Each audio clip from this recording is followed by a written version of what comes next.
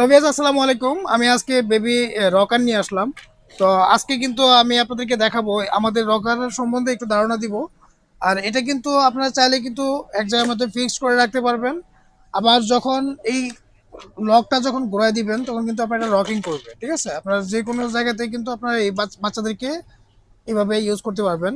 আর বাচ্চা যেন পড়ে না যায় সেই জন্য কিন্তু আপনার এখানে লক দেওয়া আছে। এই যে লকটা যদি আপনারা খুলে নেন তাহলে ইজিভাবে কিন্তু বাচ্চাটাকে ভিতরে বসাবেন, বসে আপনি লকটা লাগিয়ে দিলে এখান থেকে আর বাচ্চাটা পড়বে না।